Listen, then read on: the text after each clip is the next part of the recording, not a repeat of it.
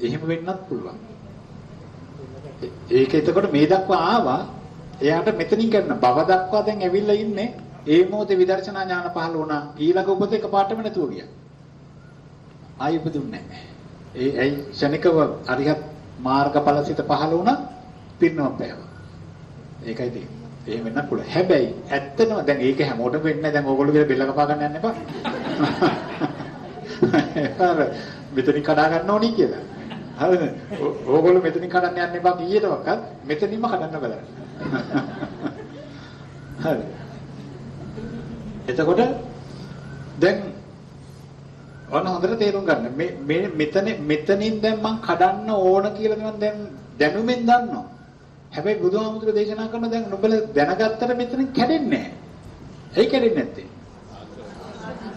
මේක මේ මට ඕනවට වෙන එකක් නෙමෙයි. වේදනාවට තණ්හාව හටගන්න එක මට ඕනවට වෙන එකක් නෙමෙයි කියලා කියනවා. ඒක වෙන්නේ ආශ්‍රව නිසා. එහෙනම් මෙයාට හේතුවක් තියෙනවා ආශ්‍රව. අර කිව්ව ಗುಣ නමේ. ඒ ಗುಣ නමේම එකතුව තමයි ආශ්‍රව කියලා ප්‍රධානියගේ නමින් හඳුන්වන්නේ. ඒ ප්‍රධානියගේ නමින් හඳුන්වනකොට නමයක් ඒක ඇතුලේ තියෙනවා. 8ක් තියෙනවා තව මෙයත් එක්ක. එන්නේ කියන ආශ්‍රව ධර්ම නිසා තමයි මේ හටගන්නේ. ඒක සිඳිලා නැති තාක්කල් මේ මමම වපුරගත්තු දෙයට මමම ඇලෙනවා. මමම හදාගත්තු දෙයට මමම ආස කරනවා. පිස්සු නෙමෙයිද? දැන් මමම දෙයක් හදාගෙන මමම ආස කර කර ඉන්නවා. හිතන්න මම දෙයක් හදාගෙන ෂෝක් එකක ඉන්නවා. හරිද? සබ්බේ පුතග්ජන උම්මත්තක නෙමෙයිද? ඉතින් ඒක තමයි පිස්සුයි කියලා කිව්වේ මේ මිනිස්සුන්ට. එහෙනම් මමම වපුරගත්තු දෙයට මමම තණ්හා කර කර ගමනක් යනවා. ඒකයි කියන්නේ. එතකොට ඒක තේරෙන්නේ නැහැ, ඒක පේන්නේ නැහැ. ඇයි ඒ අවිද්‍යා අන්ධකාරයෙන් වැහිලා තියෙනවා. ඒකයි කිව්වේ. ඒක තමයි භාග්‍යවතුන් වහන්සේ කිව්වේ මේ අවිද්‍යාව මෙන්න මේක දුරු කරන්න, මේක දුරු කරනවා කියලා කියන්නේ මෙයා දුරු කරන්න ගමනක්. එතකොට මේ ආශ්‍රව දුරු කරන්නේ කොහොමද? ආශ්‍රව කැපෙන්නේ මාර්ගඵල වලින් හරියි. එතකොට දැන් මාර්ගඵලයක් ලබනවා කියලා මොකද්ද මම කරන්න ඕනේ? දැන් ඕකනේ ප්‍රැක්ටිකලි ගන්න ඕනේ. ඒකනේ තේරුම් ගන්න ඕනේ. දැන් මේක දැන් අපි දන්න දැන් මේක කරගන්න ඕනේ. දැන් ඕගොල්ලෝ මයින් අහනකොට කොහොමද ඒක කරන්නේ? ඒකනේ අහන්න ඕනේ. දැන් ඕගොල්ලෝ බණ අහන්න ගියාම හාමුදුරුවෝ කියන දෙයට එහි එකක ඉන්න බං. හාමුදුරුවෝගෙන් අහන්න ඕනක ඒක කරන හැටි කියන්න හාමුදුරුවනේ කියලා. එහෙම කියන්න කියලා. බය නැතුව කියන්න. එතකොට කතා කරන්න ඕනේ එහෙම. දැන් මෙච්චර කල් උනේ ඕගොල්ලෝ කතා කරන්නේ නැතුව කියන දෙයට එහෙමයි එකක අහගෙන හිටියා. ඉතින් උන්වහන්සේ තොහි කියලා දාලා ගියා.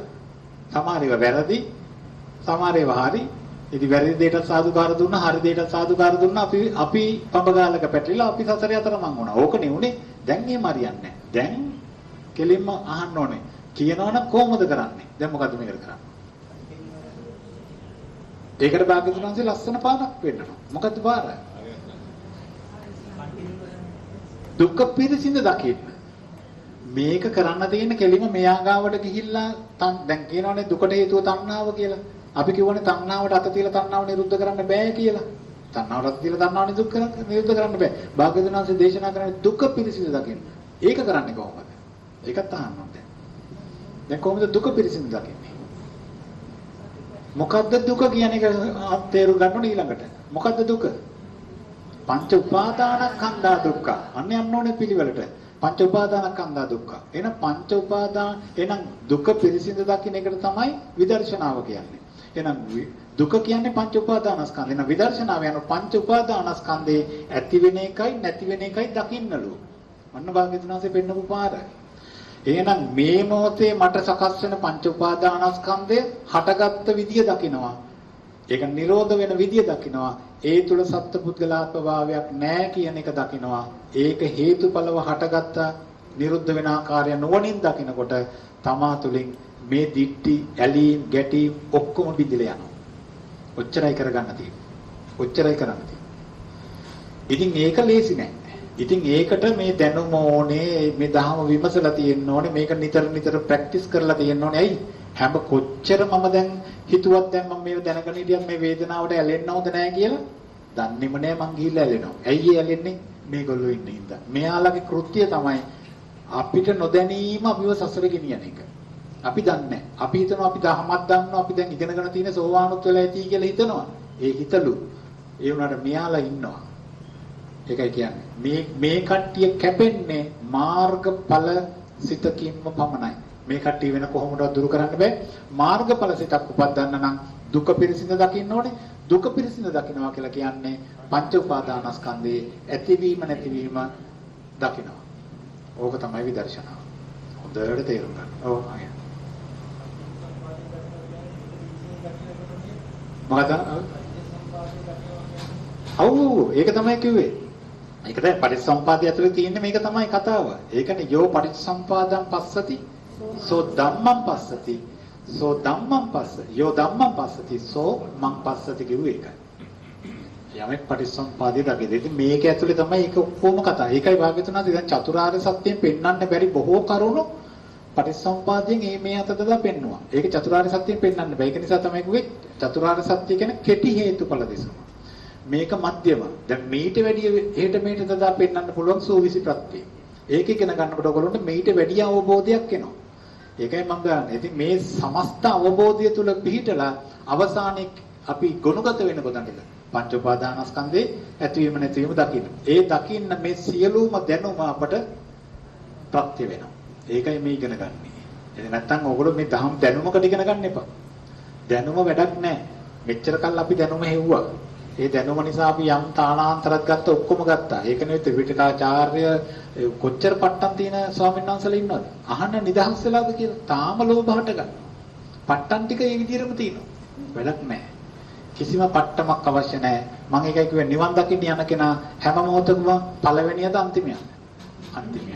සියල්ල කරනවා පැත්තකට වෙනවා. එයා යන්නේ මම තමයි කරේ කී කියලා යන්නේ නැහැ. එනකොට දායක සභාවේ කට්ටිය මම තමයි ඔය ටිකේදී පන්සලේදී මම ඒ කියන කට්ටියට කියන්න අරින්න. තමන්ගේ දායකත්වය දුන්නා, තමන් පැත්ත කරුණා. ඒක හිතෙන් මනසිකාර කරලා ඒ කුසල් ශක්තිය නිවනට ප්‍රත්‍ය කරලා නිවන උදෙසා තියෙන පාරේ යන්න. එච්චරයි. ඒකයි තියෙන්නේ. ඒ යන පාරේ යන්න ඕනේ. හරි. දැන් ඕකේ ඇතුලේ දැන් ඔන්න කාරණා ටික කිව්වා. දැන් ආයෙත් තවත් තේරුම් නැත්තම් කියන්න. ඔය මෙතන තේරුණා. නැත්තම් දැන් තව ටිකක් කියලා දෙන්නම් ඒකයි. මේක ඇතුලේ. වර්තමාන දැන් මේ හේතුඵල කතාව නේද මේ පෙන්නන්නේ. බුදුජානනාංශේ පෙන්නන්නේ හේතු වලින් ඵල ටික හැදෙනවා, ඵල වලින් නැවත හේතු හැදෙනවා. ওই කතාව තමයි භාග්‍යතුන්වහන්සේ පෙන්නන්නේ. හරිම මේ ලස්සනට පේනවා මේකෙන්. මේ තුන් කාලයක් ගුණගත වෙනවනේ ලස්සනට. අතේ දැන් මේකත් එක්ක බලන්නකෝ කෙනෙකුට කීයටද මේක අධ්‍යයනය කළ පෙර උපතක් තිබුණේ නැහැ කියලා. මේ මං නැවත උපදින්නේ නැහැ කියන්න පුළුවන්ද? කියන්න බෑ. එයා එහෙනම් කියනවා නම් නැවත උපදින්නේ නැහැ කියලා ආශ්‍රව තින්දලා තියෙනවා. එහෙනම් එයා මාර්ගඵල ලැබලා තියෙනවා. මාර්ගඵල ලැබලා නෙමෙයි මේ අරිහත් ඵලයේ ලැබලා තියෙනවා නැවත උපදින්නේ නැහැ. එහෙම නැත්නම් එයා අනිවාර්යයෙන්ම මේක වෙනවා. ඒක නිසා භාග්‍යතුන් වහන්සේ ඒකයි කිව්වේ මේක ඔස්සේ භාග්‍යතුන් වහන්සේ සියලු දිට්ටි ප්‍රධාන දිට්ටි ටික කඩනවා. එහෙම තියෙන්නේ. සාස්වත උච්ඡේද දිට්ටි කඩාගෙන යන්න මාර කියන ලොකු මහා දහම් දෙසුමක් මේ කරන්නේ. පටිසම්පාදේ. ලේසි නෑ. මේකට යොදාගත්තේ පද 12ක්. පද 12යි යොදාගන්නේ. මේක ඇතුලේ ඔක්කොම ටික තියෙනවා. ඒතකොට මේ ඔක්කොම මොනවද මේ? මේ මොනවද? මේක ඇතුලේ තියෙන මොනවද? සංස්කාර. සබ්බේ සංඛාරා අනිච්චාති. මේ සියලු සංස්කාර ධර්මය අනිත්‍යයි, දුක්ඛයි, අනාත්මයි. හට ගන්නවා, නිරුද්ධ වෙනවා. ඔච්චරයි තියෙන්නේ. ඒ ලෝකේ දුක හදන්නේ සංස්කාර වලින්. ඒ දුක හදන සංස්කාර ටික එකතු කරලා භාග්‍යතුන් වහන්සේ දුක පෙන්නනවා. ඒ ටික නෝනින් දැක්කනම් ඒකට කියනවා දුක පිරිසිදු දැක්කා කියලා. මොන කතාව? පැහැදිලිද? හරි. දැන් මේ කිව්වේ හේතුඵලනේ. මේ හේතුඵල කතාවම තමයි කර්ම විපාක කියලා කියන්නේ. මේකම තමයි කර්ම විපාක කියලා කියන්නේ. දැන් මේ ටිකට දාගන්න ඕගොල්ලෝ මෙන්න මේ නම් ටික. අතීත හේතු කියන එකට දාන්න අතීත කර්ම. මොන බලන්නකෝ මේකම තමයි කර්ම විපාක කියලා කියන්නේ. අතීත කර්ම. පහයි. අතීත කර්ම කිව්වත් මේ පහම තමයි. පැහැදිලිද? අතීත කර්ම.